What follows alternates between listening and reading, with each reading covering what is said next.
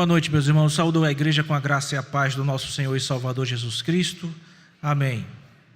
Convido você a abrir a palavra de Deus, as Escrituras, em Romanos capítulo 11, onde nós vamos expor do verso 11 ao verso 24, dando continuidade à nossa exposição desta preciosa carta escrita pelo apóstolo Paulo aos crentes na cidade de Roma. Romanos capítulo 11, versículos 11 a 24. Nosso pedido também é que você permaneça com sua Bíblia aberta durante a exposição, para que possa acompanhá-la devidamente. Diz assim a palavra de Deus. Pergunto, pois, porventura tropeçaram para que caíssem? De modo nenhum. Mas pela sua transgressão veio a salvação aos gentios para pô-los em ciúmes. Paulo está se referindo aqui à nação de Israel. Ora, se a transgressão deles redundou em riqueza para o mundo, e o seu abatimento em riqueza para os gentios, quanto mais a sua plenitude. Dirijo-me a vós outros, que sois gentios. Visto, pois, que eu sou o apóstolo dos gentios, glorifico o meu ministério, para ver se, de algum modo, posso incitar à emulação os do meu povo e salvar alguns deles. Porque se o fato de terem sido eles rejeitados trouxe reconciliação ao mundo, que será o seu restabelecimento, senão vida dentre os mortos? E se forem santas as primícias da massa, igualmente o será a sua totalidade. Se for santa a raiz, também os ramos o serão. Se, porém, alguns dos ramos foram quebrados, e tu, sendo oliveira brava, foste enxertado em meio deles, e te tornaste participante da raiz e da seiva da oliveira, não te glories contra os ramos. Porém, se te gloriares, sabe que não és tu que sustentas a raiz, mas a raiz a ti.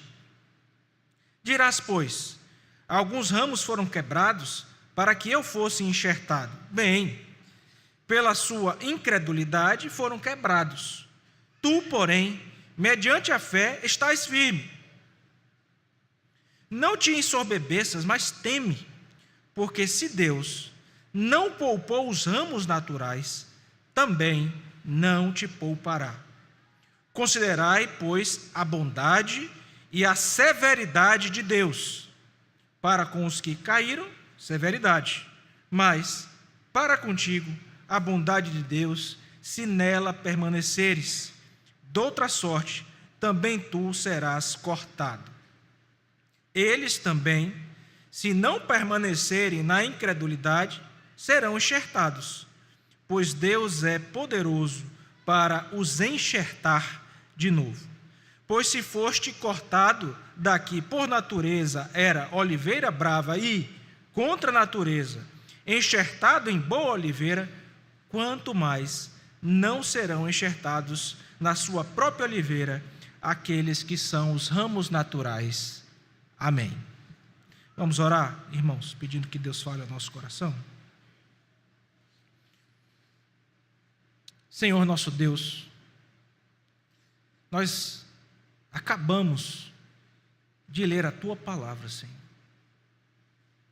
As Escrituras Sagradas, a vontade revelada do Senhor para as nossas vidas, inequívoca, inerrante, infalível. Nós conhecemos por ela mesma, ó Deus, a verdade de que nós somos totalmente dependentes do Senhor para entendermos as coisas espirituais. E sabemos também que, portanto, não está em nós o poder de compreender as coisas do Senhor.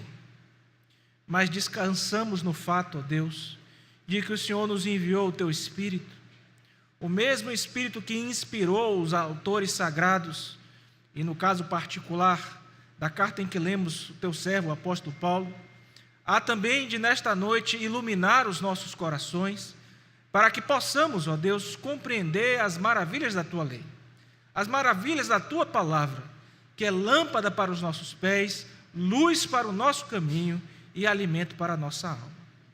Portanto, ó Deus, toma a cada um de nós nesta hora. Habilita-nos, ó Deus, mercê deste Espírito do Senhor, o Espírito que habita em nós, para que, ouvindo a Tua palavra, venhamos a entendê-la.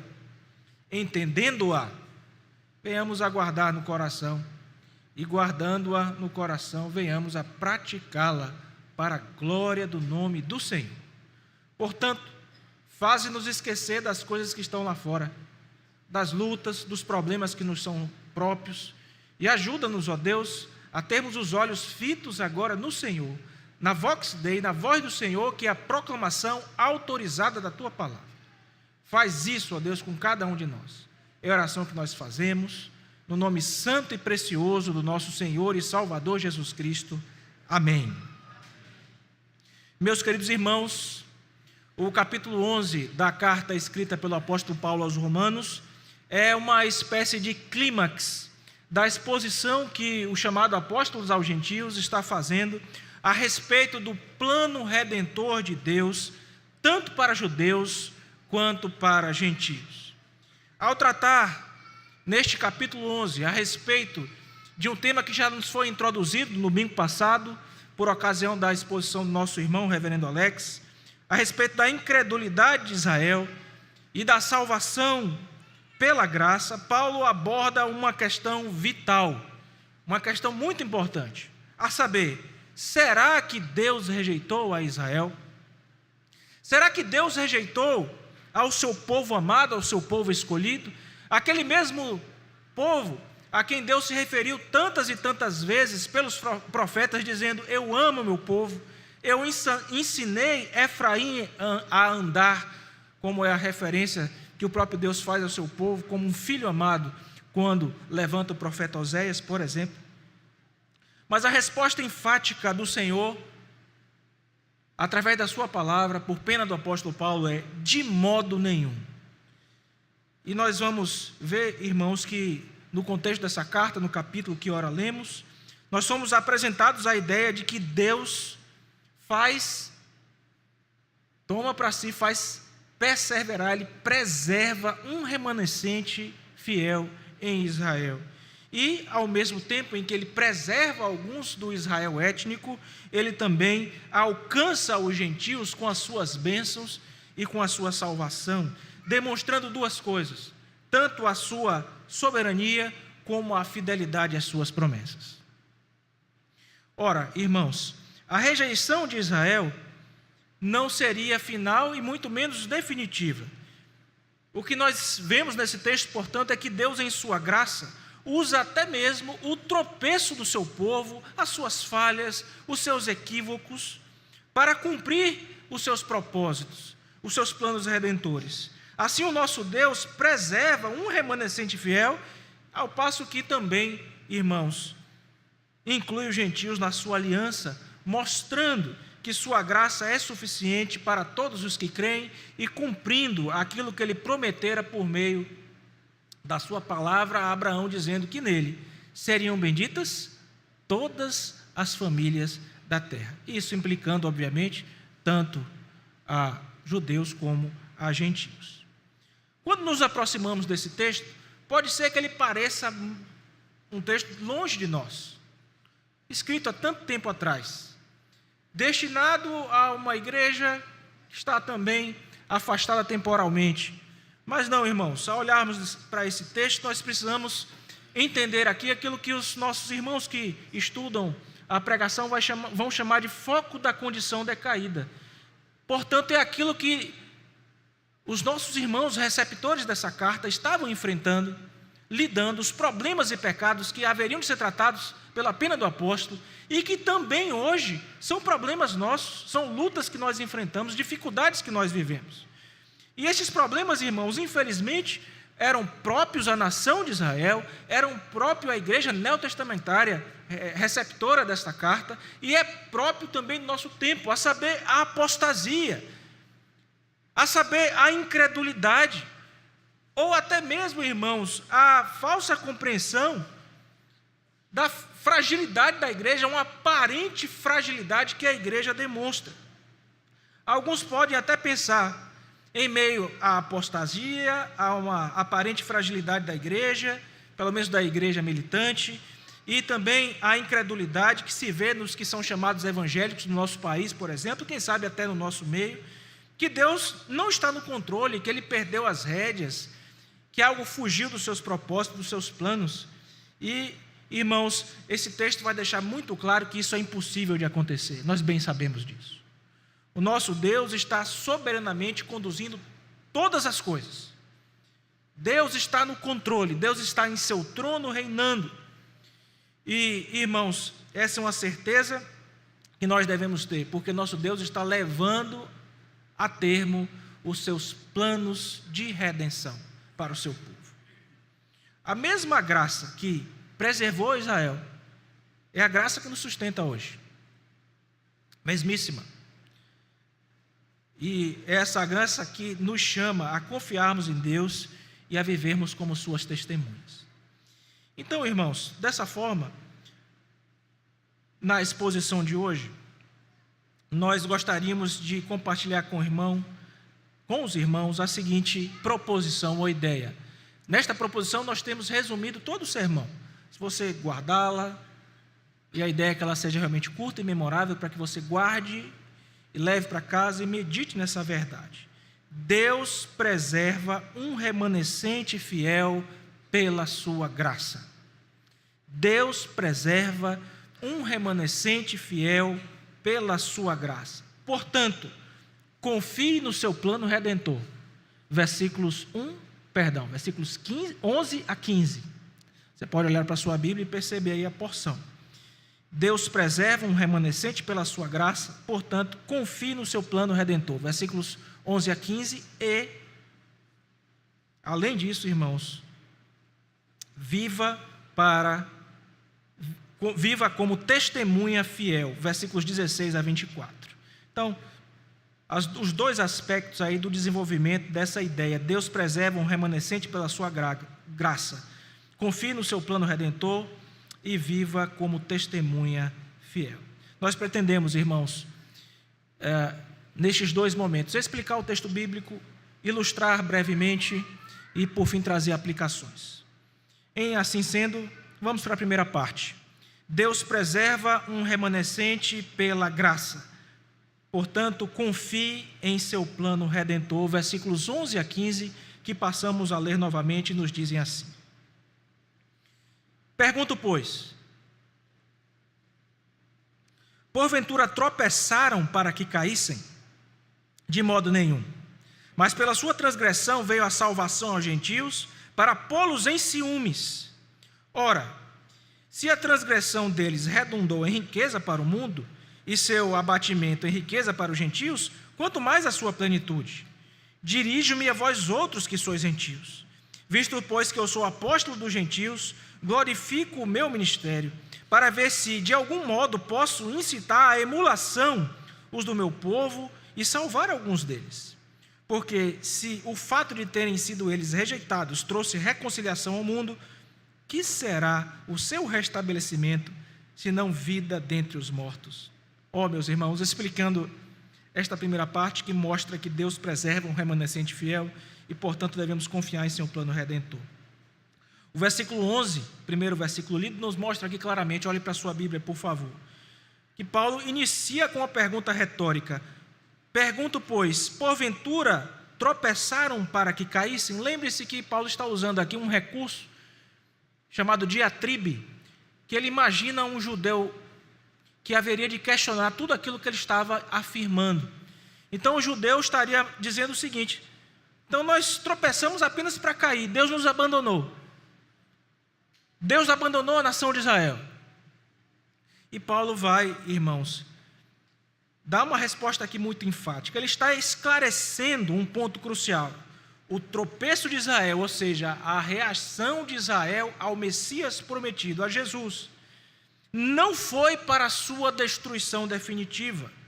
E é por isso que ele afirma: de modo nenhum. A resposta é clara e enfática. Este tropeço, irmãos, tinha um propósito. E o propósito era abrir as portas da salvação também para os gentios, também para nós. Foi dessa forma que a salvação também nos alcançou. Deus não abandonou Israel, mas usou a transgressão de Israel para cumprir esse objetivo maior em seu plano redentivo, que é também trazer a salvação para os gentios. E aqui, irmãos, é interessante que neste versículo e nos seguintes, nós vamos ver a palavra ciúmes nos conduzindo a uma noção muito importante.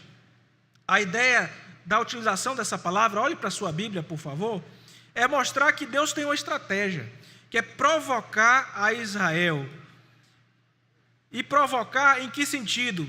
Fazer com que Israel tenha um desejo de se arrepender, de voltar para Ele, ao ver os gentios desfrutando das bênçãos que originalmente pertenciam ao povo judeu. Então a ideia é a seguinte: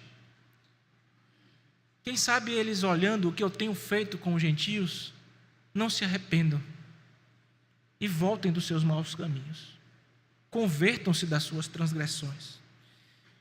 Isso nos conduz ao versículo 12, meus irmãos. Nesse versículo 12, Paulo fala o seguinte: ora, se a transgressão deles redundou em riqueza para o mundo e seu abatimento em riqueza para os gentios, quanto mais a plenitude. Aqui estão sendo destacadas as riquezas oriundas do tropeço de Israel. Você certamente se lembra o que aconteceu com José. Vendido pelos seus irmãos, dado como morto, sofrimento do seu pai ao receber a notícia, e aí conhecemos toda a história. Ele chega ao final da sua história a um posto de governo no Egito, abaixo de Faraó. Seus irmãos se apresentam a ele, e ele faz aquela peça ali com os irmãos também. Os irmãos têm que terminar voltando junto com seu pai. E quando ele se revela aos seus irmãos, ele diz uma frase muito importante para entendermos a soberania de Deus, irmãos. Vós intentastes o mal contra mim, mas Deus o transformou em bem.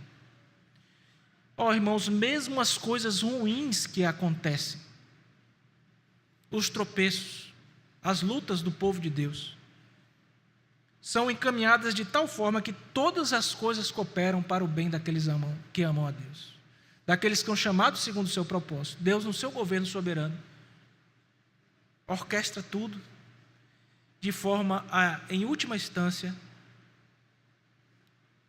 ter os seus propósitos cumpridos. Não que fazer o mal ou praticar o pecado seja certo, porque aqueles que fizeram isso serão punidos, devidamente castigados. Mas Deus, em sua soberania, conduz tudo para o bem do seu povo. Então Paulo está destacando isso, irmãos. Ele faz um contraste aqui. Se o tropeço de Israel trouxe bênçãos ao mundo, ou seja, a riqueza espiritual, a sua inclusão, a inclusão dos gentios na salvação, imagine o que acontecerá na restauração de Israel.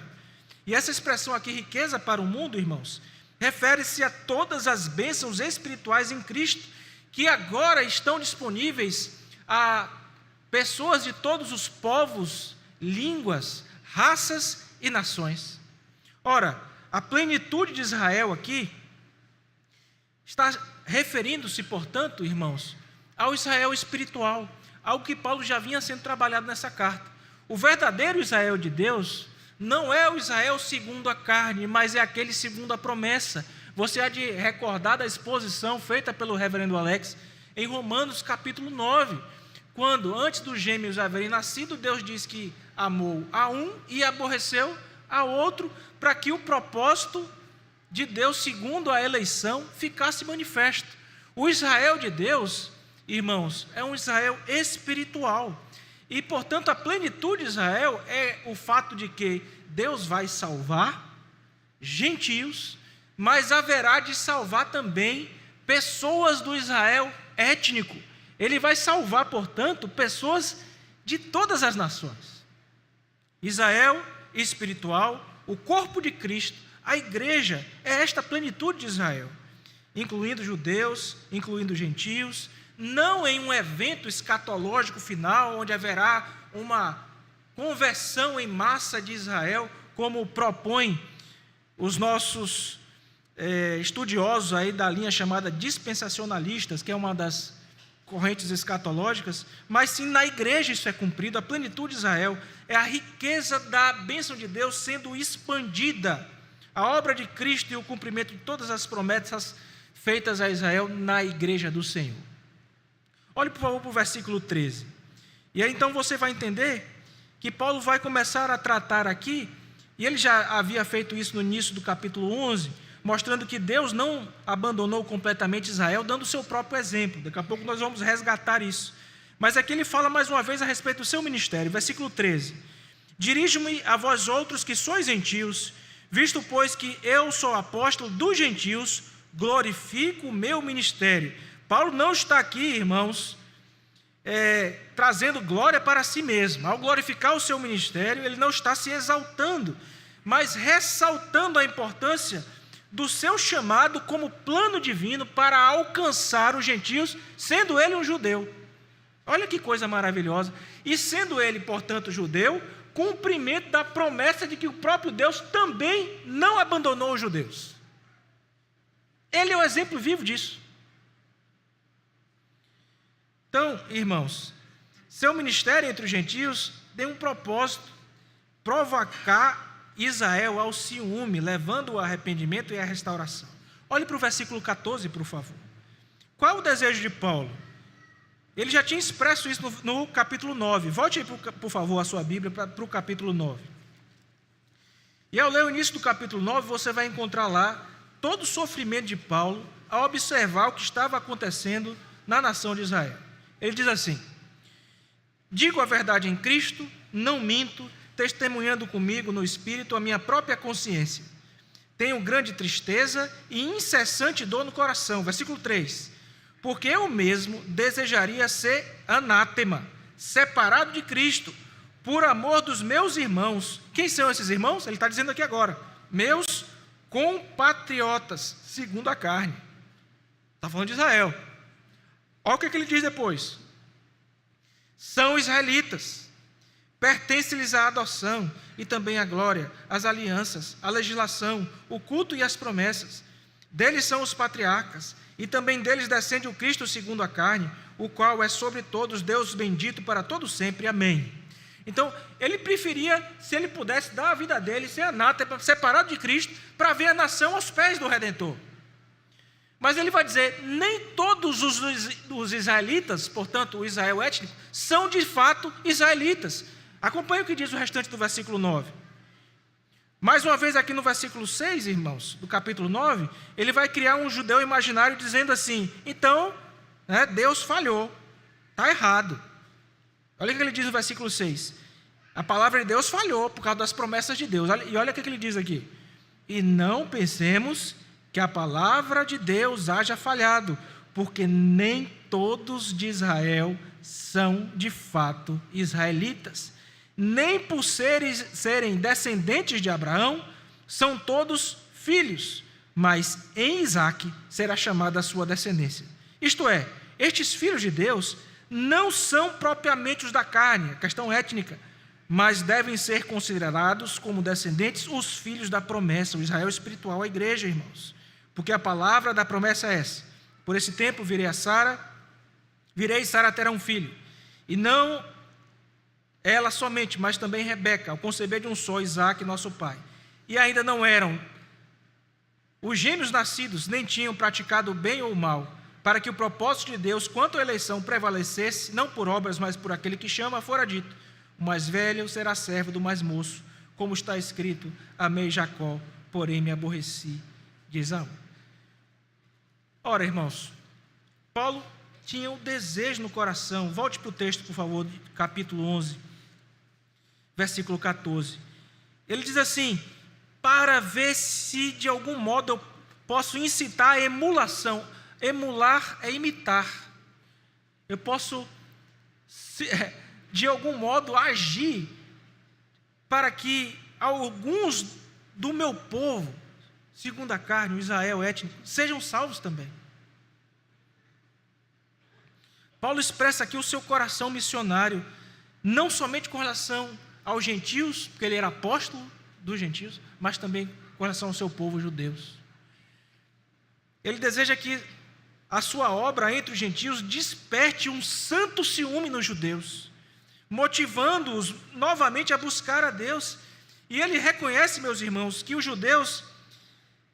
todos os judeus deveriam responder a isso, mas que nem todos seriam salvos. Porque ele diz assim: para que talvez alguns deles sejam salvos. Alguns. E o impacto disso seria muito grande. Veja no versículo 15 qual seria o impacto disso. Porque se o fato de terem sido rejeitados trouxe reconciliação ao mundo, que será o seu restabelecimento, se não vida dentre os mortos? Ele está usando uma comparação, irmãos. A rejeição de Israel, do Israel étnico, temporária, trouxe reconciliação do mundo com Deus por meio de Cristo. E, obviamente, ainda hoje, há um impacto muito grande quando os judeus convertem-se ao Evangelho e são recebidos na igreja de Cristo. A expressão aqui é vida dentre os mortos, a expressão usada pelo apóstolo. Deus preserva um remanescente pela sua graça, confie no seu plano redentor. Então, aquele judeu imaginário que está pensando que Deus falhou nas suas promessas, ele não deve ser ouvido. Por quê? Porque Deus está no controle de todas as coisas. Por sua graça, ele reserva para si um remanescente fiel. Por sua graça, irmãos, ele salva gentios e judeus, e nós precisamos confiar em seu plano redentor. Confiar no seu plano redentor. Eu quero contar uma ilustração que talvez te ajude a entender que Deus preserva um remanescente pela sua graça e que, portanto, você deve confiar no seu plano redentor. E essa ilustração é a vida do próprio apóstolo Paulo. Paulo é um exemplo vivo de que Deus nunca abandona seu povo, irmãos. Ele próprio, um israelita da tribo de Benjamim, faz parte do remanescente fiel preservado pela graça. Vá para o capítulo 1 desse versículo 11. Versículo 1 desse capítulo 11.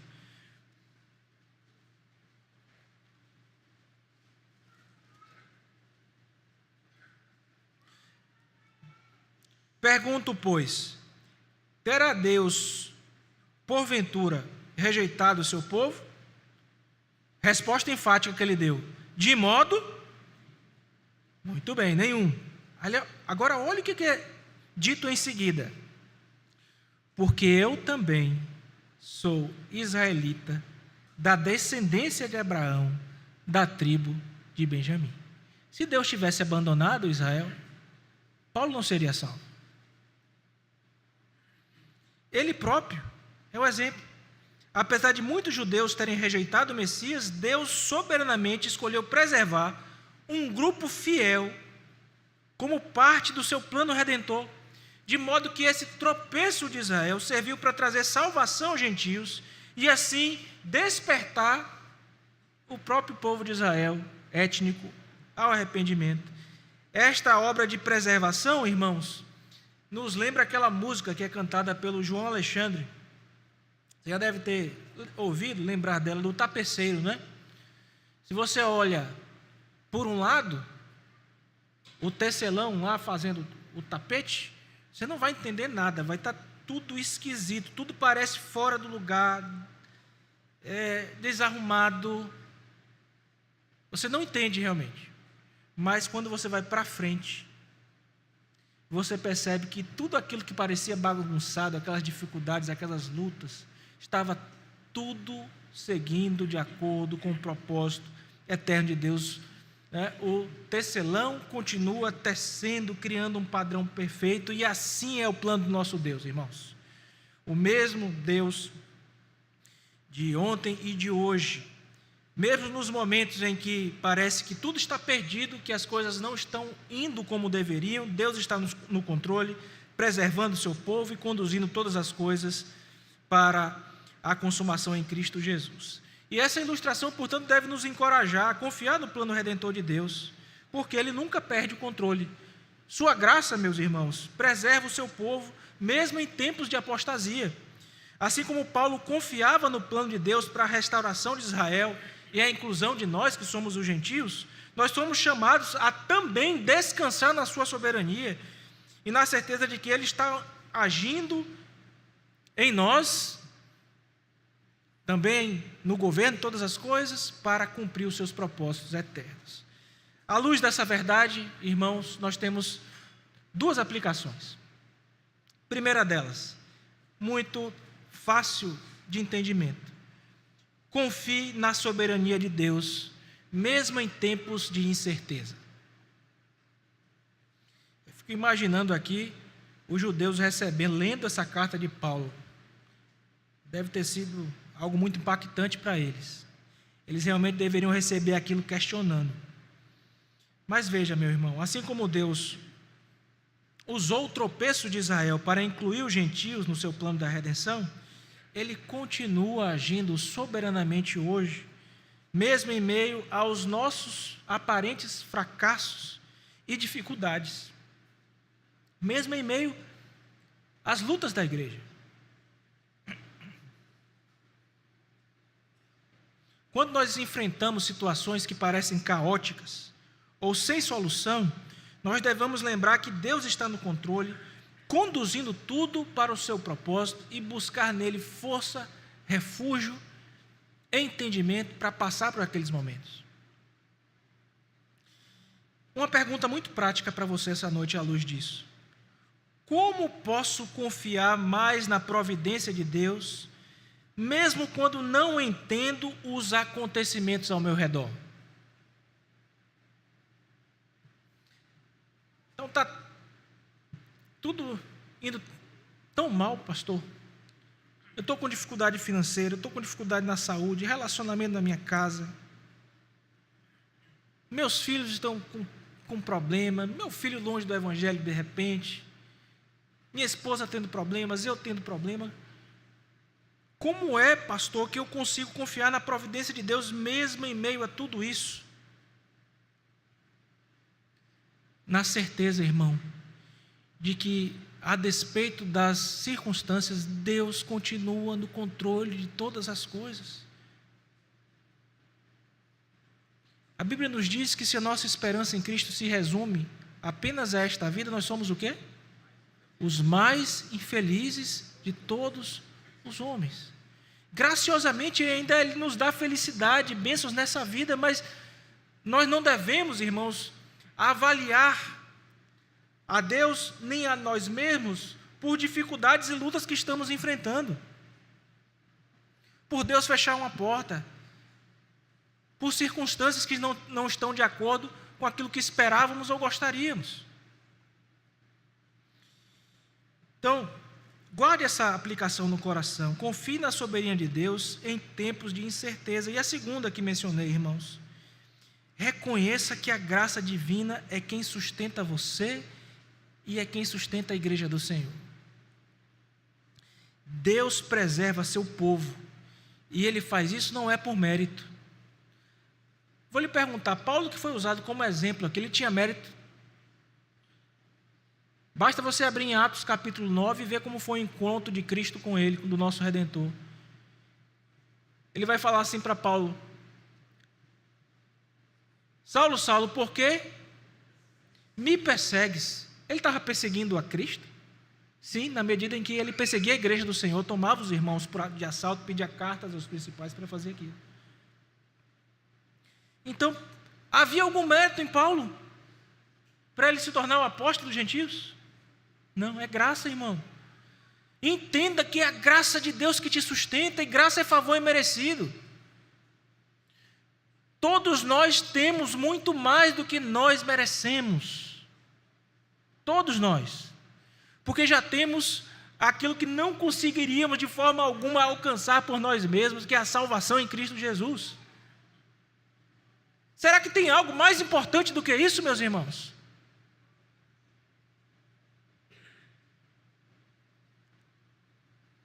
Deus preserva o seu povo não por mérito, mas por sua graça. E assim como Paulo era um exemplo vivo de um remanescente preservado por graça, nós devemos reconhecer que nós também somos sustentados unicamente pela graça de Deus.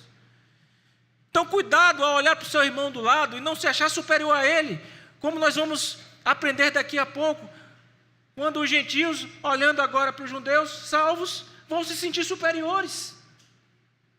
E Paulo vai nos colocar no nosso lugar, o Espírito vai nos colocar no nosso lugar, porque nós não somos superiores ao Israel étnico.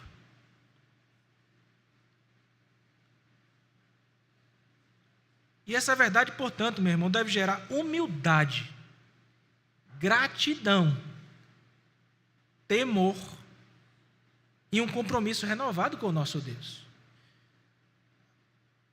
Colocando isso na forma de uma pergunta prática seria: de que forma estou vivendo como alguém que foi salvo pela graça? Minha vida reflete gratidão e submissão a Deus porque eu recebi um presente imerecido, o melhor de todos os presentes, que é a salvação em Cristo Jesus? Eu disse que eram 2 aplicações, mas são 3. A terceira e última deste primeiro ponto: ore pela restauração do povo de Deus. Paulo expressa aqui um forte desejo de ver os judeus voltarem a Deus, e esse mesmo coração, irmãos, esse mesmo Espírito deve nos motivar a interceder pelo plano redentor de Deus que ainda está em curso, restaurando o seu povo. Ore e trabalhe para que a salvação alcance pessoas de todos os povos, línguas, raças e nações. Esse é um chamado para todo cristão. Isso inclui, meu irmão, uma ação prática. Por exemplo, conversava com minha esposa a respeito do grupo de WhatsApp dos adolescentes. Aí lá tem nomes de irmãos que estão ali e tal, de pessoas que já saíram, de mães, etc. Aí isso tocou a minha cabeça, né? Pô, será que tem aqui algum adolescente afastado, que precisa de restauração, que não vem mais para a igreja? Jovens que precisam da nossa oração, estiveram aqui conosco, não estão mais. Nosso amor com relação a eles.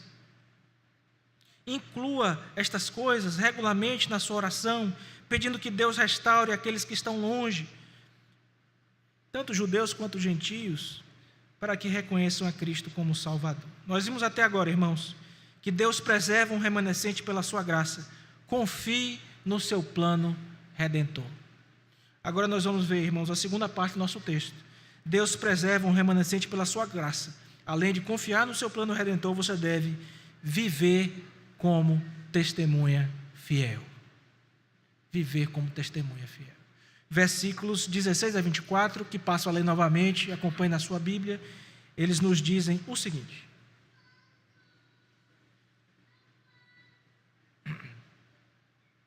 e se forem santas as primícias da massa, igualmente o será a sua totalidade. Se for santa a raiz, também os ramos o serão. Se, porém, alguns dos ramos foram quebrados, e tu, sendo oliveira brava, foste enxertado em meio deles, e te tornaste participante da raiz e da seiva da oliveira, não te glorie contra os ramos. Porém, se te gloriares, sabe que não és tu que sustentas a raiz, mas a raiz a ti. Dirás, pois, alguns ramos foram quebrados, para que eu fosse enxertado.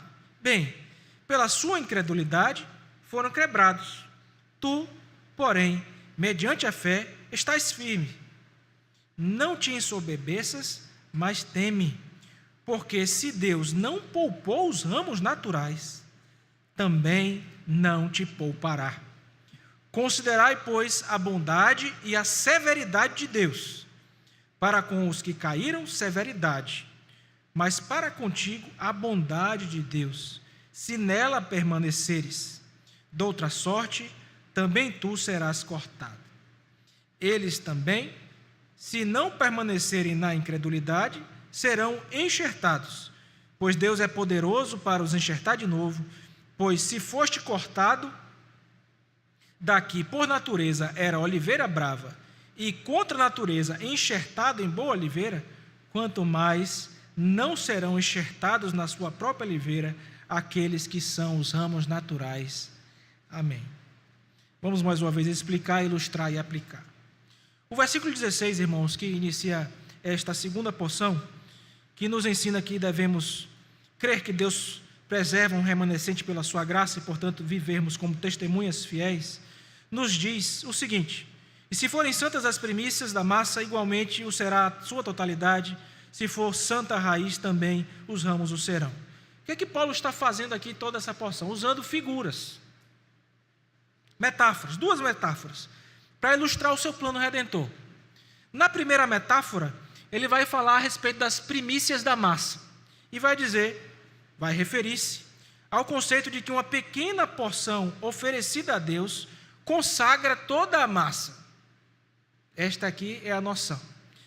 Assim, com esta ilustração, Paulo está evocando, trazendo a teologia da aliança, a aliança de Deus com o seu povo. Ele está falando a respeito dos patriarcas, Abraão, Isaque e Jacó.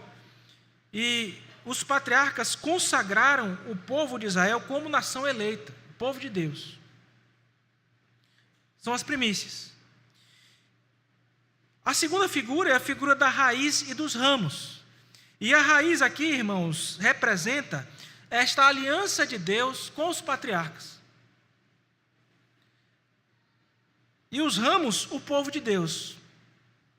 Os ramos naturais são os judeus incrédulos, que podem ser quebrados, mas a raiz permanece santa. A aliança que foi feita com os pais permanece. E aí você vai entender, irmãos, isso nos versículos 17 e 18. Dá uma olhada para a sua Bíblia, por favor. Veja: se porém alguns dos ramos foram quebrados, e tu, sendo oliveira brava, foste enxertado em meio deles, e te tornaste participante da raiz e da seiva, ou seja, está dizendo que os gentios, que uma oliveira brava, foi enxertado. Não te glorie contra os ramos, porém, se te gloriares, sabe que não és tu que sustenta a raiz, mas a raiz a ti. Ou seja, irmãos, Deus nos enxertou na oliveira. A oliveira brava aqui, irmãos, é os gentios. Nós fomos enxertados na árvore da promessa. E nos foi dada a dádiva de compartilharmos da seiva espiritual, que são as bênçãos da aliança.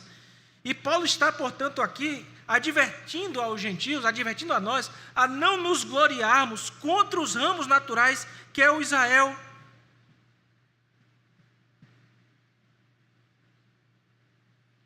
Segundo a carne. Nós não devemos nos gloriar contra eles, lembrando-nos que, irmãos, a nossa inclusão no plano redentor é fruto da graça de Deus e não do nosso mérito.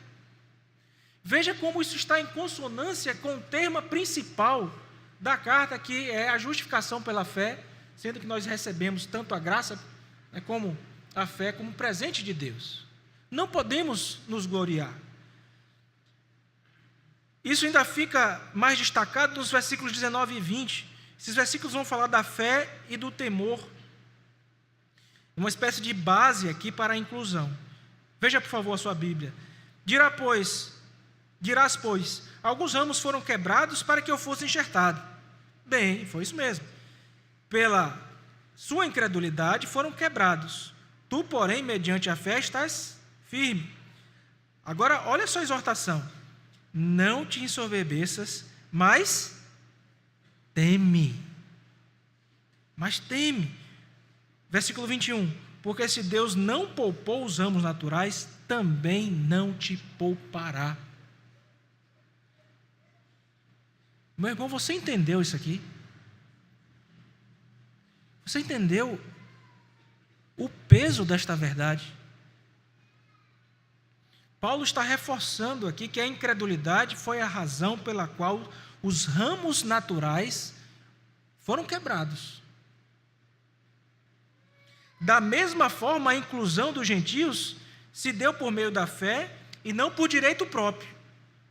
Então, o que é que ele está dizendo aqui? Não há espaço para orgulho espiritual. Vocês ouviram bem, meus irmãos? Não há espaço para isso. Essa é uma advertência muito boa para nós que somos crentes reformados. Sabe por quê? Porque pela graça de Deus, nós ainda hoje temos pastores bem formados. Passam anos fazendo seminário, aprendendo grego, aprendendo hebraico.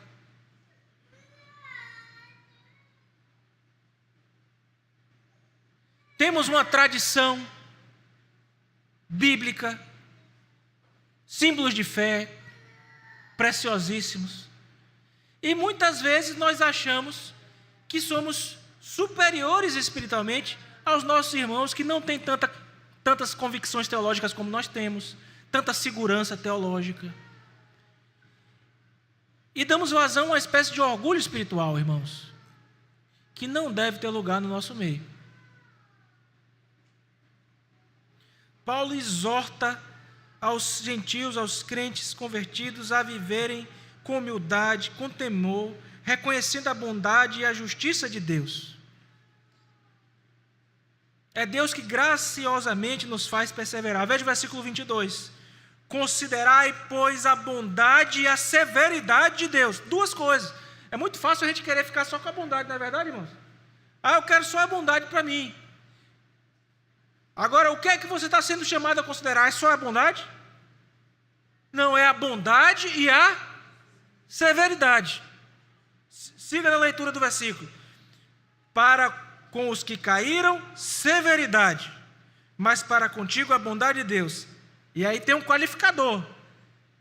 Se nela permaneceres, doutra sorte, também tu serás cortado. Misericórdia, Senhor. Misericórdia, Senhor Deus. Pode acontecer o mesmíssimo hoje. A bondade de Deus é evidente na inclusão dos gentios, enquanto a severidade é vista no corte dos ramos naturais devido à sua incredulidade. Então, Paulo vai destacar que permanecer na fé é essencial. Só assim desfrutamos da bondade de Deus, pois aqueles que abandonam a fé enfrentaram lá atrás e continuam enfrentando hoje a sua severidade. Que advertência, irmãos. E por fim, irmãos, uma palavra aqui de conforto, de consolo, versículos 23 e 24. Eles também, se não permanecerem na incredulidade, serão o quê? Enxertados. Está falando do Israel. Ora, mas eles não foram cortados e nós fomos enxertados no lugar? Agora ele está dizendo que se eles se arrependerem dos seus maus caminhos, se converterem, eles vão ser o quê? Enxertados novamente. Pois Deus é poderoso para os enxertar de novo.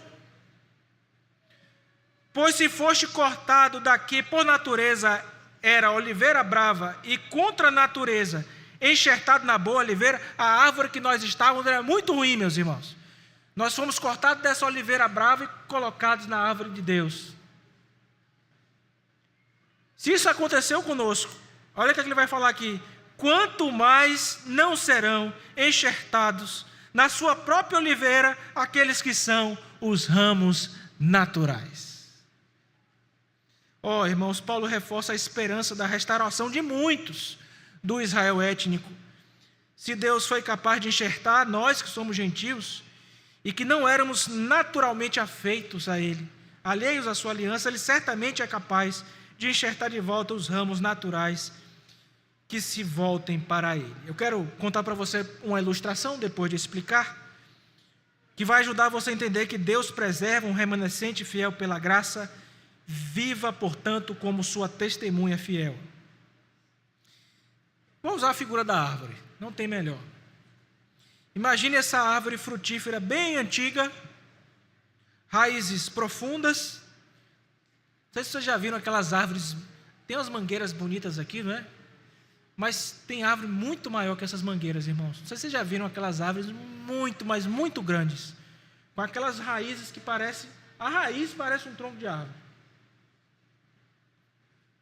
Centenárias, fortes. Imagina uma dessas árvores. E imagine que algum dos seus galhos ficaram doentes, improdutivos. Deu alguma praga, deu alguma coisa, e eles foram devidamente o quê? Cortados. Um agricultor experiente enxertou galhos novos de outra planta, que agora prosperam graças à força e à vitalidade da raiz. Ainda assim, o agricultor não abandonou os galhos que foram cortados, colocou-lhes em um local e observa-os, pronto até mesmo para enxertá-los de volta. Assim é o plano de Deus, o plano redentor de Deus. A raiz da promessa feita aos patriarcas permanece firme como essas raízes grandes, sólidas. Os gentios foram enxertados por graça e devem viver com humildade, ciente de que sua inclusão foi por graça, mediante a fé. E ciente também de que Deus está pronto para restaurar muitos do Israel étnico, enxertando-os de volta segundo a sua bondade, mercê da sua aliança, desde que eles abandonem a sua incredulidade. Aplicações disso para as nossas vidas, irmãos. Primeira delas, viva com humildade e temor diante da graça de Deus. Reconheça, meu irmão, portanto, que você é parte do povo de Deus, mas é por graça e misericórdia. Evite o orgulho espiritual e viva na dependência total de Cristo. Não se sinta melhor do que os outros. Todos nós, irmãos, somos nivelados pela graça multiforme do nosso Deus. Colocando isso na forma de uma pergunta prática, minha vida reflete humildade e gratidão pela graça de Deus que me alcançou e como eu tenho me comportado diante dessa salvação e de outros irmãos? Na igreja não há lugar para pedância, irmãos, para orgulho. É tão ruim você ver crente orgulhoso, pedante. Aquele povo que, nariz em pé, não fala com os irmãos, não os cumprimenta, se acham superiores. Será que você se acha superior pelos bens que você tem? Pela sua intelectualidade, sei lá, por qualquer outra coisa? Meu filho, para de flutuar e bota o pé no chão. Bota o pé no chão. Esse texto nos chama a fazer isso. Segundo lugar, irmãos, permaneça firme na fé e desfrute da bondade de Deus. A severidade de Deus contra a incredulidade nos adverte. Persevere na fé, examine sua vida, busque continuamente fortalecer a sua caminhada em Cristo, não ceda aos pecados, não ceda às tentações. Deus deixou os meios de graça aí para isso, meus irmãos.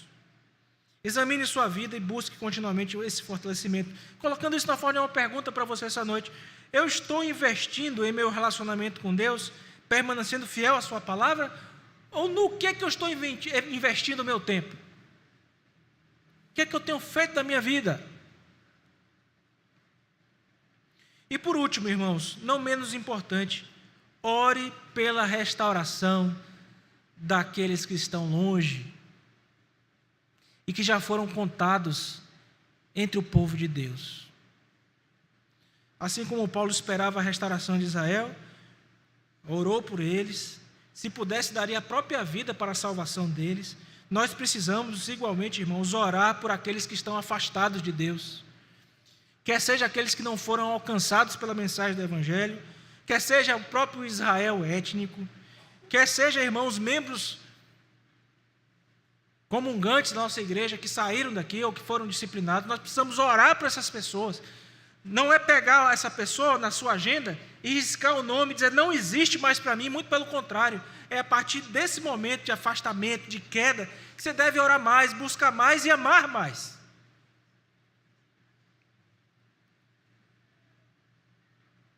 Colocando isso na forma de uma pergunta prática, ação prática, melhor dizendo, inclua em suas orações um clamor pela renovação espiritual dos que estão fracos, restauração dos desviados e conversão, irmãos, daqueles que se afastaram da verdade do Evangelho. E por fim, irmãos, obviamente, seja uma testemunha viva dessa bondade de Deus. Deus te alcançou, viva para glorificá-lo e para testemunhar do seu Evangelho. Viva de modo que outros sejam atraídos a Cristo por meio da sua vida, por meio do seu procedimento. Concluindo, irmãos, a mensagem que estamos recebendo da parte de Deus para a nossa vida essa noite. Ao contemplarmos esse precioso texto de Romanos capítulo 11, versículos 11 a 24, nós vemos claramente que o coração do plano redentor de Deus está enraizado, de forma proposital, usando essa palavra, enraizado, né, em sua soberania, graça e fidelidade. Deus nos salvou. Lembre-se da sua soberania, da sua graça e da sua fidelidade. Ele preserva sempre um remanescente fiel, quer seja em Israel, étnico, quer seja entre os gentios, e hoje ele faz isso em sua igreja, composta por esses dois grupos. E ele usa até mesmo alguns dos nossos tropeços, irmãos, para cumprir os seus propósitos eternos, glorificar o nome de Cristo e expandir o alcance de sua obra redentora. Ao mesmo tempo, irmãos, em que olhamos para esse texto, precisamos ter clara uma noção, preste bastante atenção agora. Jesus Cristo é a raiz que sustenta todo o plano de salvação. Ele é o cumprimento das promessas que foram feitas aos patriarcas. Ele é a própria promessa. Ele é a fonte de vida que alimenta tanto os ramos naturais como os ramos que são enxertados. Por meio dele, os gentios foram incluídos na graça, nós fomos. E por meio dele, as pessoas do Israel étnico são restauradas. Por meio dele, os afastados são reconduzidos de volta aos caminhos do Senhor. Ele é o centro da reconciliação entre Deus e humanidade, trazendo, irmãos queridos, vida onde havia morte e esperança onde havia rejeição. E essa mensagem, obviamente, nos chama a uma resposta enfática e clara. Cristo, que é a bondade de Deus personificada, nos convida a permanecermos firmes na fé, a vivermos como testemunhos da sua graça, buscando glorificar o seu nome com humildade e gratidão. Assim, irmãos queridos, como Paulo confiava plenamente no plano redentor de Deus, somos chamados a confiar em Cristo Jesus e no fato de que Ele prometeu estar conosco até a consumação dos séculos. A reconciliação do mundo com Cristo, com Deus por meio de Cristo, nos lembra que os planos e o amor de Deus nunca falham. Ele preserva o seu povo, Ele sustenta a sua igreja, Ele cumpre cada uma das suas promessas, graças a Deus por isso. Os apóstolos, e especialmente o apóstolo Paulo nesse texto, nos alertam: vivamos com humildade e temor, confiando em Deus, em sua soberania e tendo fé, certeza de que Ele completará a obra que começou. Portanto, apliquemos essas verdades às nossas vidas. Confiemos no plano redentor de Deus, vivendo como ramos frutíferos, conectados à raiz que é Cristo. Que nossas vidas reflitam a graça que nos alcançou, levando também a outros a glorificarem a Deus. Sejamos encontrados firmes na fé, enquanto aguardamos com esperança o dia que Cristo trará a plenitude do seu reino sobre nós. Para encerrarmos, irmãos, eu convido que todos abram sua Bíblia em João capítulo 15, a partir do versículo 1, nós vamos ler em uníssono os versículos 1 a 11. João capítulo 15, versículo 1. Diz assim, lemos todos juntos. Eu sou a videira e o meu pai é o agricultor. Todo ramo que estando em mim não der fruto, ele o corta, e todo que dá fruto, limpa, para que produza mais fruto ainda. Vós já estáis limpos pela palavra que vos tenho falado. Permanecei em mim, e eu permanecerei em vós. Como não pode o ramo produzir fruto de si mesmo, se não permanecer na videira, assim nem vós o podeis dar, se não permanecerdes em mim. Eu sou a videira verdadeira, vós os ramos. Quem permanece em mim e eu nele, esse dá muito fruto, porque sem mim nada podeis fazer. Se alguém não permanecer em mim, será lançado fora, à semelhança do ramo, e secará. E o apanham, lançam no fogo e o queimam. Se permanecerdes em mim, e as minhas palavras permanecerem em vós, pedireis o que quiserdes, e vos será feito. Nisso é glorificado meu Pai, em que deis muito fruto, e assim vos tornareis meus discípulos. Como o Pai me amou, também eu vos amei. Permanecei no meu amor. Se guardardes os meus mandamentos, permanecereis no meu amor. Assim como também eu tenho guardado os mandamentos de meu Pai, e no seu amor permaneço. Último versículo.